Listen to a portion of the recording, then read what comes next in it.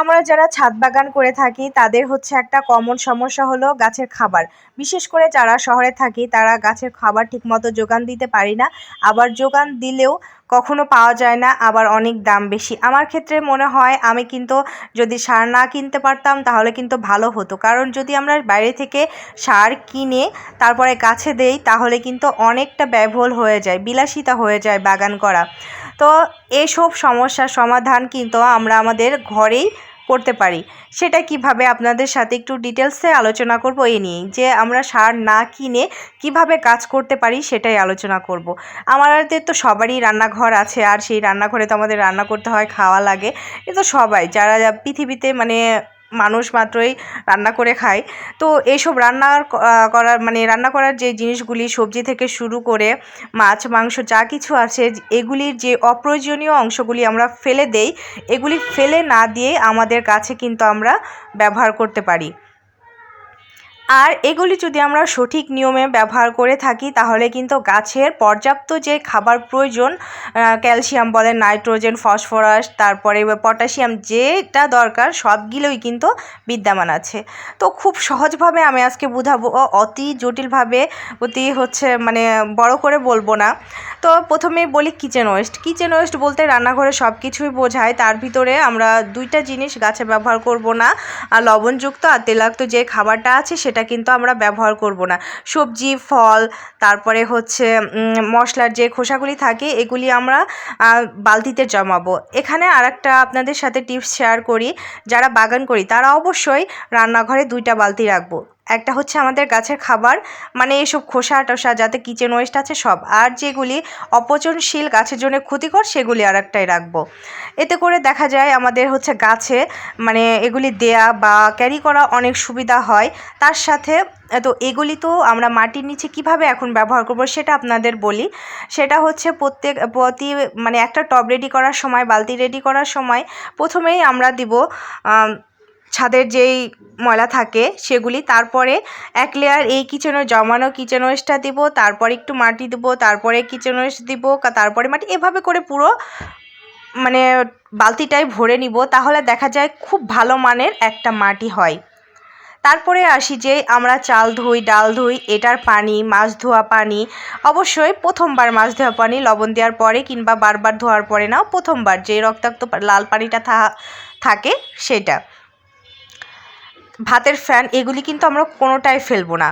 এগুলি ওই সবজির বালতিতে আমরা জমিয়ে রাখতে পারি। এটা হচ্ছে আমরা ছাদে এসে সরাসরি কিছুটা পানি দিয়ে তারপরে গাছের গোড়ায় আমরা দিয়ে দিতে পারি। আবার কখনো কখনো স্প্রে করলেও দেখা যায় অনেক ভালো হয়।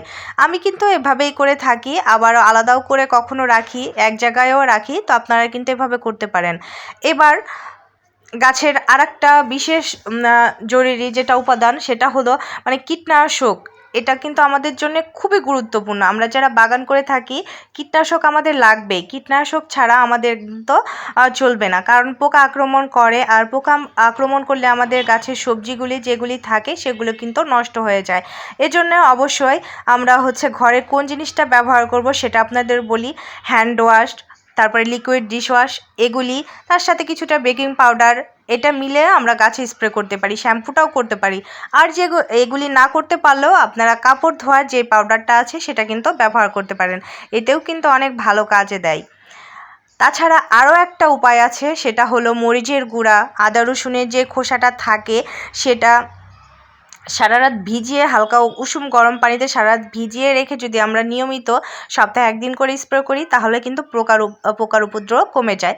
আর যদি অতিরিক্ত বেশি হয়ে যায় তাহলে আমরা নিম পাতার পানি, এটা কিন্তু আমাদের একটা নিম পাতা নিমের গাছ হচ্ছে ছাদে রাখা অনেক গুরুত্বপূর্ণ। এতে করে দেখা যায় ওই গাছের পাতা দিয়ে আমরা কীটনাশক তৈরি করে সেটা দিয়ে স্প্রে করতে পারবো।